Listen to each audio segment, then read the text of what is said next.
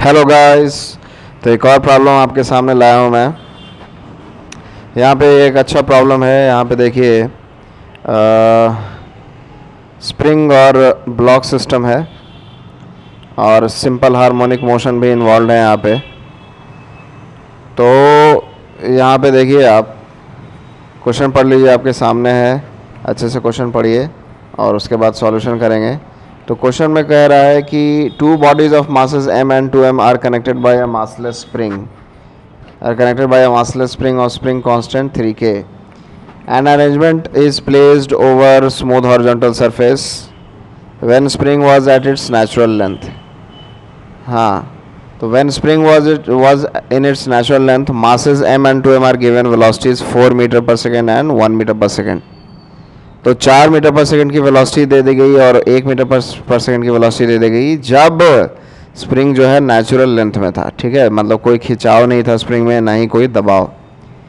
ठीक है, तो t0 पे ये ऐसा किया गया।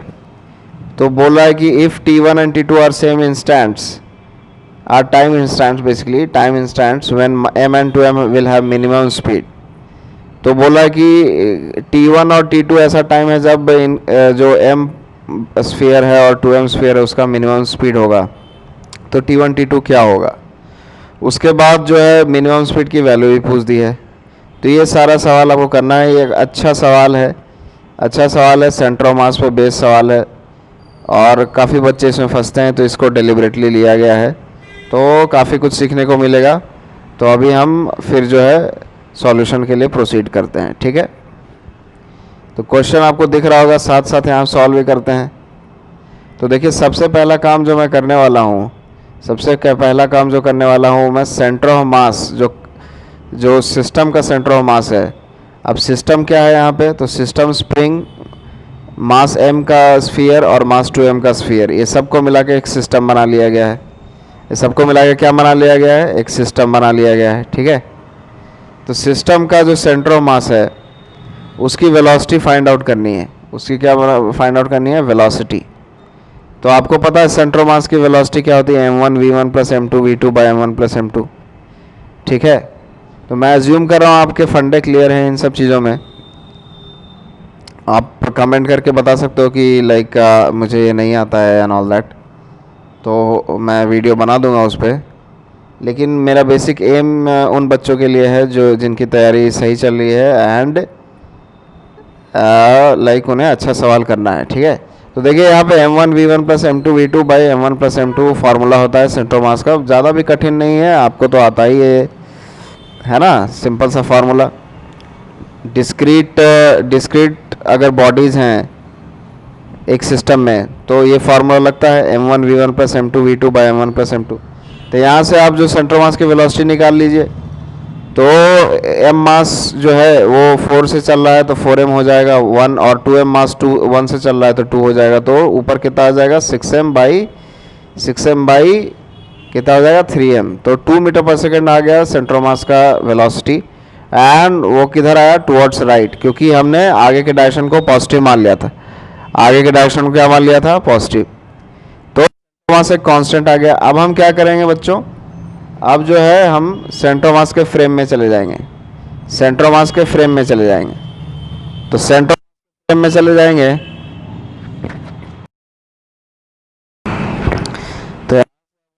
मास के फ्रेम में आ गए हैं।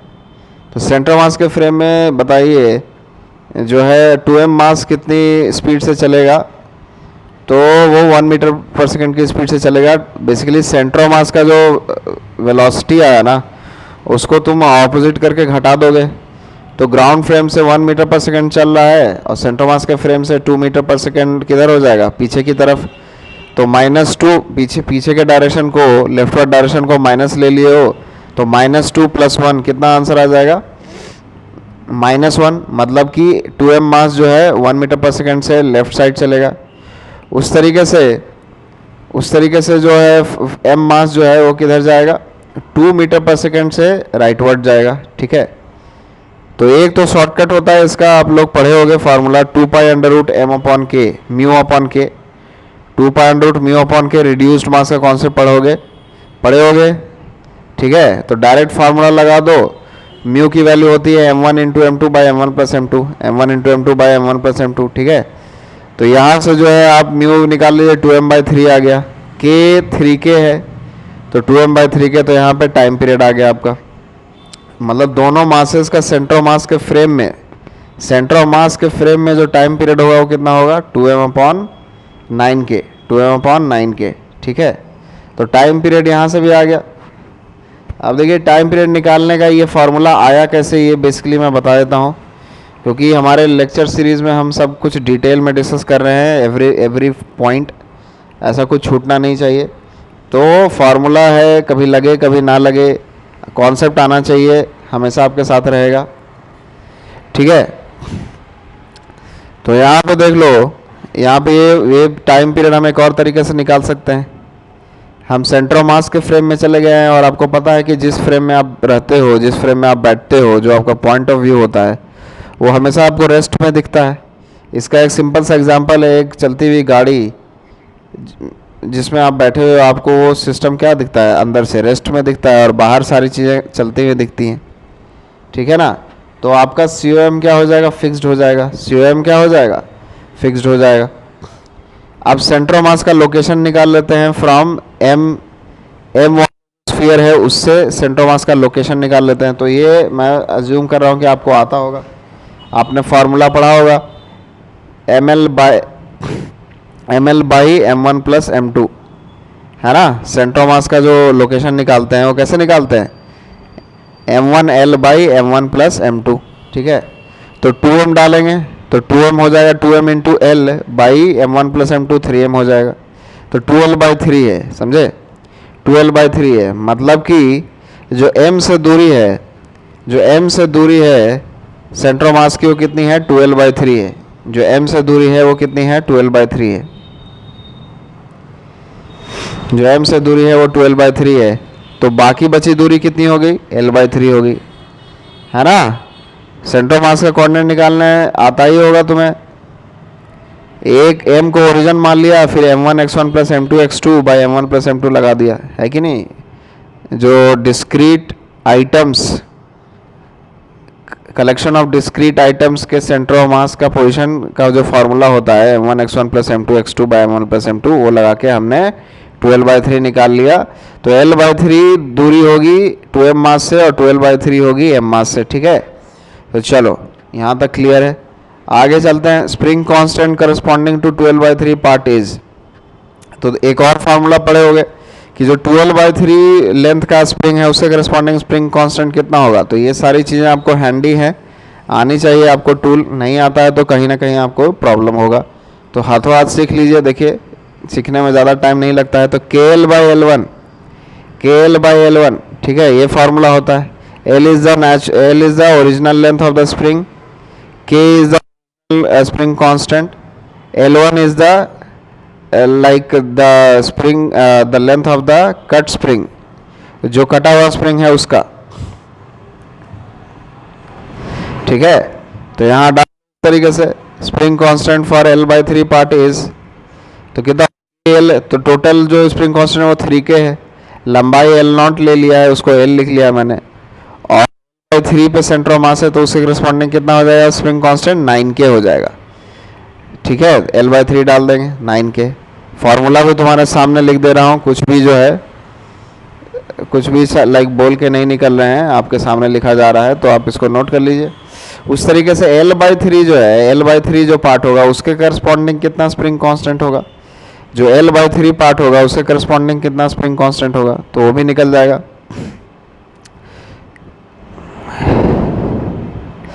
ठीक है, तो एक तो L/3 के करस्पॉन्डिंग जो स्प्रिंग कांस्टेंट होगा वो 9K होगा, वो ऊपर निकाल दिया हमने। और 12/3 जो लेंथ है उसके करस्पॉन्डिंग जो स्प्रिंग कांस्टेंट होगा वो 9K/2 होगा, है कि नहीं। और सेंटर ऑफ मास बीच में फिक्स होगा, तो हम इसको एक वॉल देख सकते हैं। सेंटर ऑफ मास फिक्स हो गया तो एक वॉल हो गया। अब ये दो स्प्रिंग ब्लॉक सिस्टम हो गया है ना, एक राइट साइड और एक लेफ्ट साइड। तो सिंपल स्प्रिंग ब्लॉक सिस्टम का टाइम पीरियड कितना होता है, SHM में आप लोगों ने पढ़ा होगा, 2π√m/K। तो मास डाल दीजिए तो राइट साइड का लिख रहा हूँ तो 2π√2m/9 के आ जाएगा। उस तरीके से टाइम पीरियड ऑफ लेफ्ट वाला सिस्टम स्प्रिंग ब्लॉक सिस्टम क्या हो जाएगा, वो भी 2π√m/k होगा। तो 2π√m डालेंगे, ये मास कितना होगा तुम्हारा, m डालेंगे, स्प्रिंग कांस्टेंट जो है 9k/2 है तो 9k/2 डाल देंगे, तो टाइम पीरियड कितना आ जाएगा 2π√2m/9k, 2π√2m/9। तो देखो दोनों का टाइम पीरियड सेम आया है, ठीक है। तो इसीलिए डायरेक्ट फार्मूला यूज कर लिया गया रिड्यूस्ड मास का। क्या फार्मूला यूज कर लिया, बिल्कुल इसी प्रोसेस से आया है, आपको समझ आ रहा है। तो अगर आप भूल गए फार्मूला तो इस प्रोसेस को फॉलो कर सकते हैं। सेंट्रोमास के फ्रेम में चले जाइए, your frame will always be rest frame, ठीक है। उसके बाद इफेक्टिव जो है स्प्रिंग कांस्टेंट निकाल लीजिए और खटाक से जो है टाइम पीरियड निकाल लीजिए स्प्रिंग ब्लॉक के सिस्टम के टाइम पीरियड को यूज़ करते हुए। ऑलराइट, समझ आ रहा है कि नहीं आ रहा, ठीक है। तो आप देखिए यहाँ से तो मिनिमम स्पीड की बात की है। मिनिमम स्पीड कब होगा, जब देखो सेंट्रोमास और जो स्फीयर है उनकी वेलोसिटी ऑपोजिट होगी, है कि नहीं, तभी तो घटेंगे। समझ आ रहा है कि नहीं। तो ग्राउंड के फ्रेम से ये मिनिमम स्पीड पूछ रहा है, तो ग्राउंड से निकालने के लिए हमें क्या करना पड़ता है, फ्रेम का ऐड करना पड़ता है ना। जैसे बस के फ्रेम में तुम्हारी स्पीड 2 मीटर पर सेकेंड है, तो चल रही है खुद 10 मीटर पर सेकेंड से सेम डायरेक्शन में, तो ग्राउंड चलेगी 12 चलेगी ना। तो तुमने क्या किया, फ्रेम का जो है जोड़ दिया कि नहीं जोड़ दिया है, फ्रेम का जो स्पीड है वो जोड़ दिया। तो बेसिकली यहाँ पे भी यही करना है। तो अगर रहेगा तो वो घट जाएगा, है कि नहीं। तो मिनिमम तभी आएगा ना जब घटेगा। तो spring was at natural length when the velocities were given, ठीक है। तो यहाँ पे देखिए 2 मीटर पर, ये जो है 1 मीटर पर सेकेंड राइट वाला टुवर्ड्स लेफ्ट जा रहा है और 2 मीटर पर सेकेंड लेफ्ट वाला टुवर्ड्स राइट जा रहा है, ठीक है। तो अभी इस सिचुएशन में अगर ग्राउंड के फ्रेम से देखा जाए तो लेफ्ट वाला जो है वो 4 मीटर पर सेकंड से जाएगा, तो ये तो मिनिमम वैल्यू नहीं है। और राइट वाला है वो कितने से जाएगा, 1 मीटर पर सेकंड से जाएगा। और ये जो सिचुएशन होगा, अभी का सिचुएशन जो नेचुरल लेंथ पे वेलोसिटी दी गई है, तो ये मीन पोजीशन होगा इन दोनों एसएचएम्स का, है ना। सेपरेट एसएचएम्स का मीन पोजीशन होगा और मीन पोजीशन पे ही वेलोसिटी मैक्सिमम होती है, ठीक है। तो मीन पोजीशन पे ही मिनिमम आने का चांस है। समझ आ रहा है कि मिनिमम वैल्यू तब जब है सेंट्रोमास फ्रेम की जो वेलोसिटी है वो सेंट्रोमास के रेस्पेक्ट में जो स्फीयर्स की वेलोसिटी है वो सब्ट्रैक्ट होगा। समझ आ रहा है कि नहीं, ऐड होगा तो मैक्सिमम आ जाएगा ना मेरे भाई, ठीक है। तो यहाँ पे देखो सारा जो रिलेटिव का रिलेशन है वो लिख दे रहा हूँ तुम्हारे सामने कि अगर मास का विथ रिस्पेक्ट टू सेंट्रोमास निकाले तो वो क्या है, मास का with respect to ground minus of centre of mass का विथ रिस्पेक्ट टू ग्राउंड। तो मास का विथ रिस्पेक्ट टू ग्राउंड निकालने के लिए तुम्हें क्या करना पड़ेगा, centre of mass of the velocity of centre of mass with respect to ground को जोड़ देना पड़ेगा, किसमें जोड़ देना पड़ेगा, mass velocity of mass with respect to centre of mass में। तुम्हारे सामने लिखा हुआ है देख लो। सिंपली मैंने VCUM with respect to G को लेफ्ट साइड शिफ्ट कर दिया। तो देखो VMCUM जो है वो टू अभी किधर है, 2 है टुवर्ड्स राइट साइड। तो अभी तो जोड़ोगे तो ये वो हो जाएगा, लाइक ऐड हो जाएगा। तो टोटल कितना आ जाएगा, 4। तो 4 तो नहीं है, लेकिन आफ्टर हाफ टाइम पीरियड ये क्या होगा, इसकी वेलोसिटी रिवर्स हो जाएगी, -2। फिर 2 में 2 जो तो फिर 0 आ जाएगा। तो ये मिनिमम वैल्यू होगी। समझ आ रहा ना, मिनिमम वैल्यू। अगर मैक्सिमम पूछता तो आंसर कितना हो जाता, 4 विथ रिस्पेक्ट टू ग्राउंड। आ रहा है समझ में। तो तुम्हें ये भी पता चल गया कि ये जो मिनिमम वैल्यू है ये कितने टाइम बाद आ रहा है, ये half of the time of like time period के बाद आ रहा है, ठीक है। तो कौन हो जाएगा, half of the time period किस में दिया हुआ है। तो देखो सी वाला सही लग रहा है। देखो 2π√2m/9 के था टोटल टाइम पीरियड, तो हाफ कितना हो जाएगा, π√2m/9 के, ठीक है। सी दिख रहा है।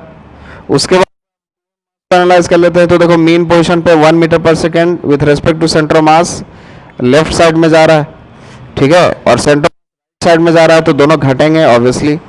तो कितना घट के 1 मीटर पर सेकेंड, कितना जाएगा घट के 1 पर सेकेंड, ठीक है, समझा। तो ये तो इसी इंस्टेंट पे इसकी मिनिमम आ गई, ठीक है।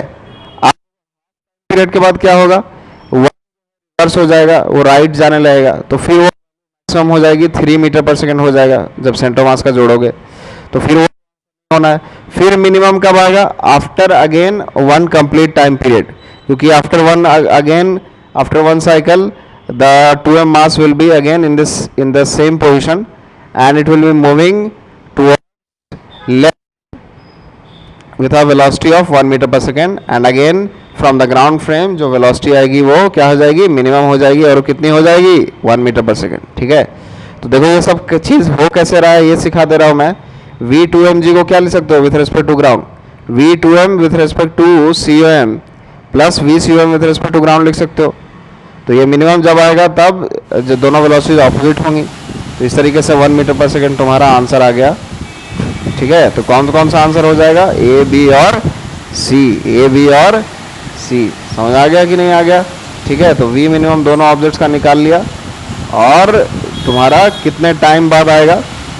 D क्यों आंसर नहीं हुआ यहाँ पे, D इसलिए आंसर नहीं हुआ क्योंकि जो 2m मास का पार्टिकल है ना, वो after a full period it is achieving it's minimum speed, not half time period. तो डी हाफ पीरियड दिया है, इसलिए वो आंसर नहीं होगा। तो होपफुली ये क्वेश्चन आपको बहुत कुछ सिखाया होगा, काफ़ी चीज़ें थी इसमें, सेंटर ऑफ मास था, सेंटर ऑफ मास का फ्रेम था, SHM था, टाइम पीरियड था, रिड्यूस मास का भी कॉन्सेप्ट रिवाइज कर लिया। तो एक सवाल आपको काफ़ी चीज़ सिखाता है, तो काफ़ी हेल्प मिलेगी आपको, ठीक है।